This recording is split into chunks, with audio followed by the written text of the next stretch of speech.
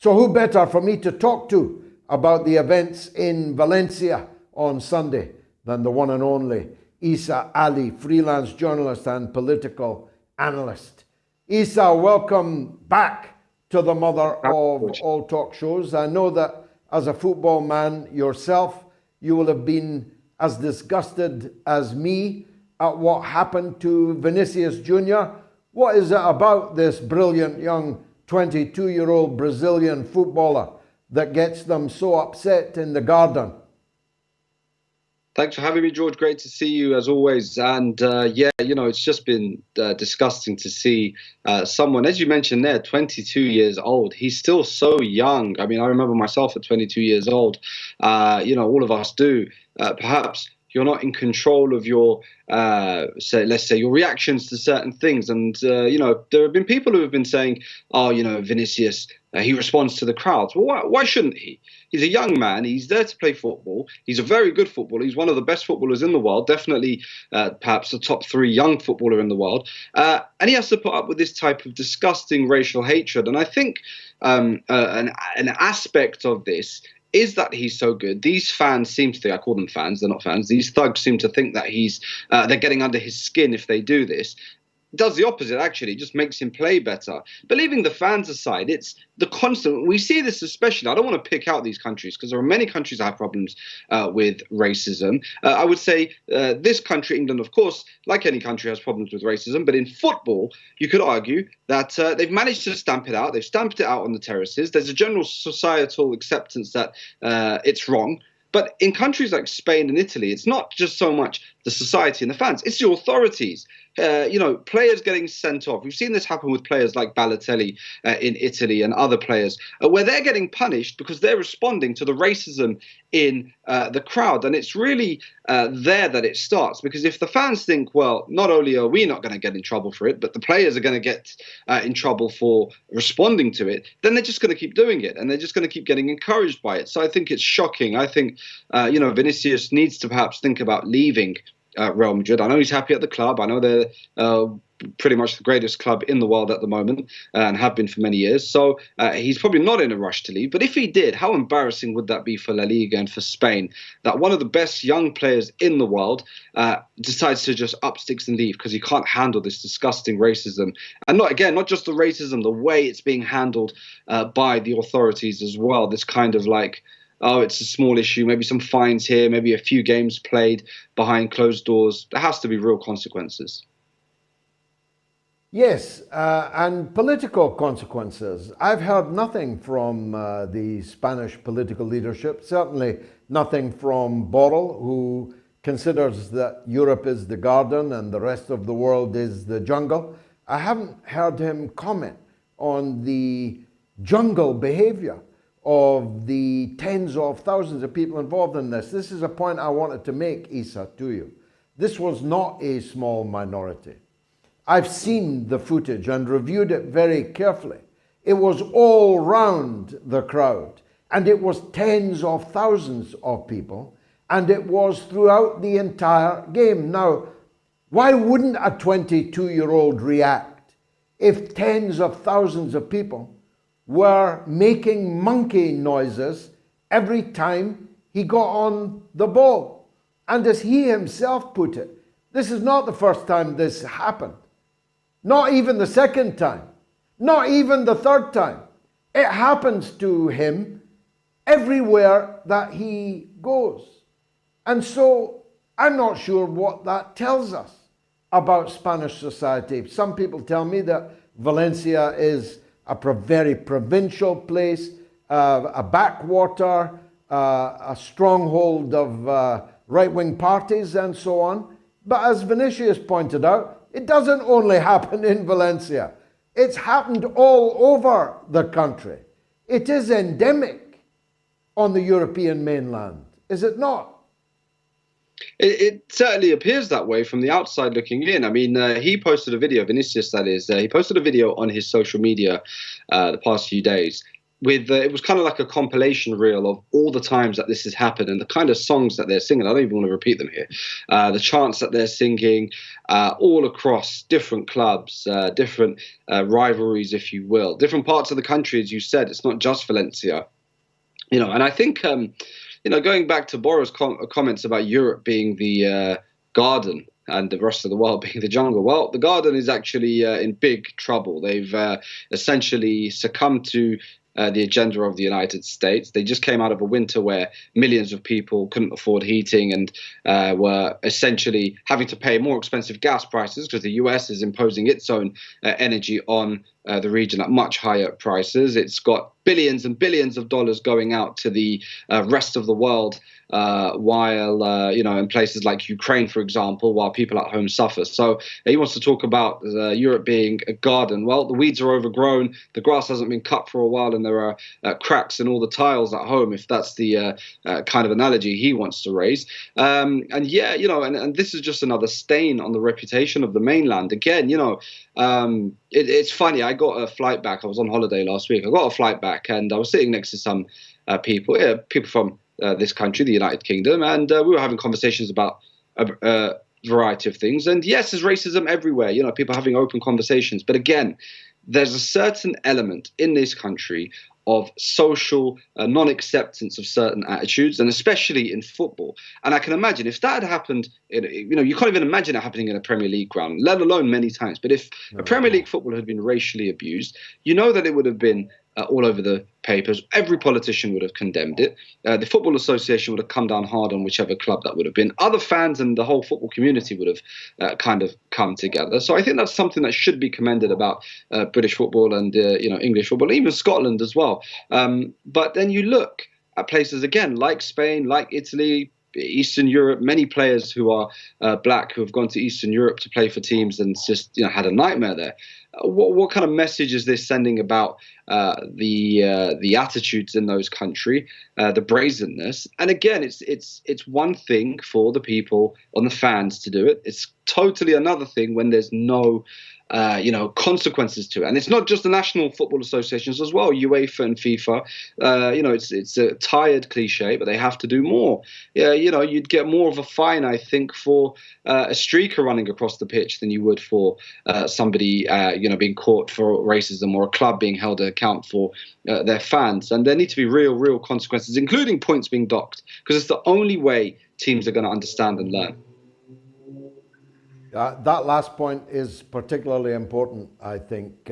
I'm not here saying that there's no racism in Britain, though, as I've always said, if you think Britain's racist, you've never lived in France. Perhaps I need to amend that now. You've never been to Valencia.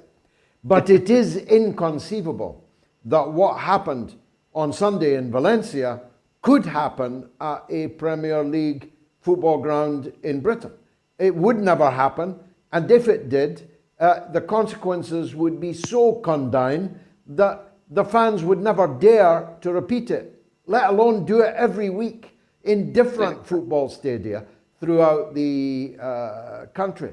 So this is an unusual aspect in which we can say that Britain is in the lead in Europe in the civilizational stakes, on football at least, Eisa. Yeah, absolutely. I think definitely on football. I think, look, like I was saying, and the reason I raised that point about, the people I was talking to on the flight back is because, I don't know why. Maybe some people feel comfortable saying slightly racist things to me. Maybe they think I pass as not being a person of color or something. And people will say as a white man. Yeah, I pass as a white man sometimes. I don't know, like it's good and bad in some ways.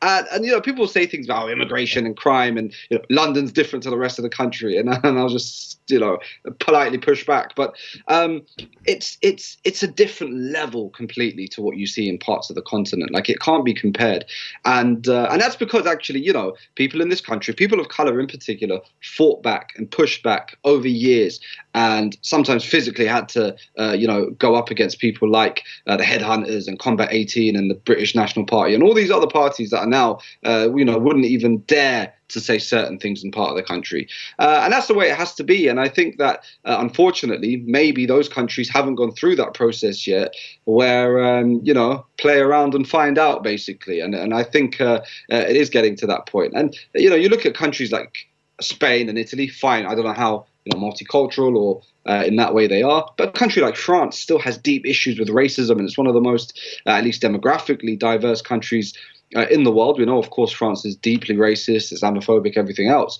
But again, I say that to say that, yes, England has its problems and we know what they are. And since Brexit, they've been worse. But even then, there is a lot of pushback. I mean, we see Suella Braverman saying things like, it's my dream to deport people to Rwanda and so on. But there is pushback in society. There is pushback in some aspects of the media, not all.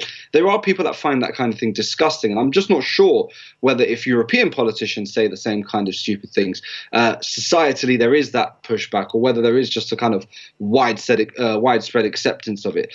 I think definitely more needs to be done. But again, just going back to the football aspect, it comes from the authorities. When FIFA and UEFA hand out, pitiful fines.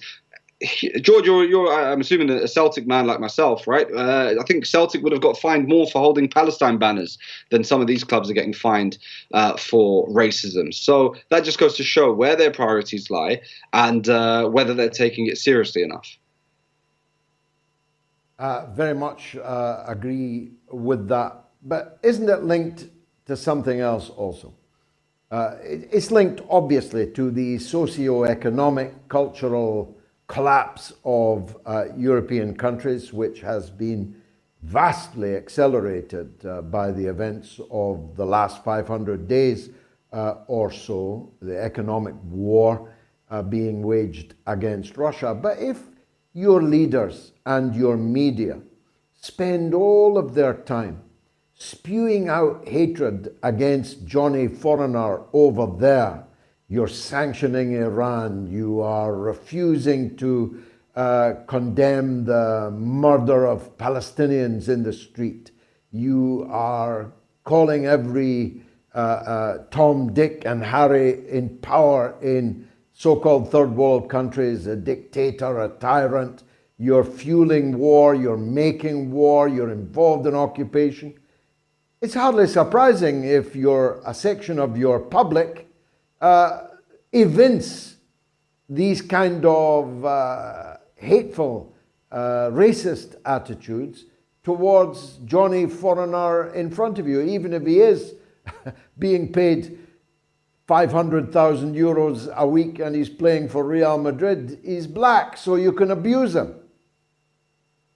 Yeah, I mean, look, George, like you said, spot on. I mean, at the end of the day, what's the easiest thing for the ruling elites and the ruling class to do is to pick on the vulnerable, and we've seen it here, picking on black and brown and other people, picking on disabled people, casting them off somehow as being scroungers and so on. We have seen that here, but also, of course, in Europe as well. What the ruling class want to do is to make all the people below them, who they consider to be less than human and useless eaters and so on, to fight against each other and to be bogged down. Now, in some instances, I see shoots of hope. I see people coming together and realizing that their enemies probably aren't, or definitely aren't, people of other races, but are people who sit in Davos and make these great pronunciations and proclamations of how the world should be. And, you're not going to have cash anymore. We're going to tell you what medicine you have to take, and all of this other arrogance that they have. So I think there is a bit of an awakening, and that may actually be linked to this. Maybe that's why there's such an acceleration of this kind of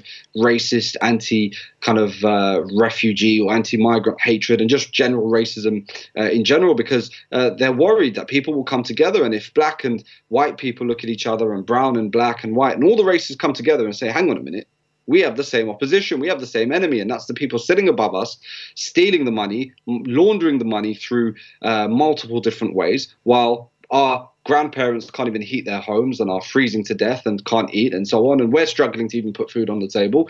Actually, we might not be the problem, and you might not be the problem. It's them. So I think that's something that really should be, and it's great that somebody like yourself has such a powerful voice, because you always hit that message home. And I say to all the people who are watching this evening and at all times, that this is, at the end of the day, the conundrum. You know, people have to look past their differences, not buy into this racist kind of hate campaign against each other, and this division, and division on everything. They want men and women to hate each other. They want people to trans people and straight people. They want all these cultural issues to come up and dominate, and for us to be distracted by these culture war issues rather than focusing on who is actually fueling this stuff. And so anyone watching this, I would always say the same, is to think whose interest is it?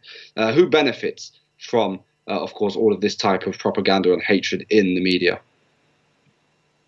You know, there's a hotel in Lisbon which housed the Bilderberg group at the weekend.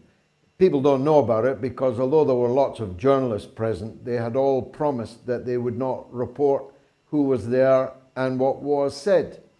But ironically, the people inside that hotel, if somehow one could have peacefully, non-violently captured that hotel and its inhabitants and taken them away to a desert island somewhere and left them there, everybody in the world would have been better off. If you're looking for criminals, there was more criminals in a Lisbon hotel at the weekend than in any jungle in Cali or anywhere else. Eisa Ali, thank you very much indeed, as always, for joining us on the mother of all talk shows.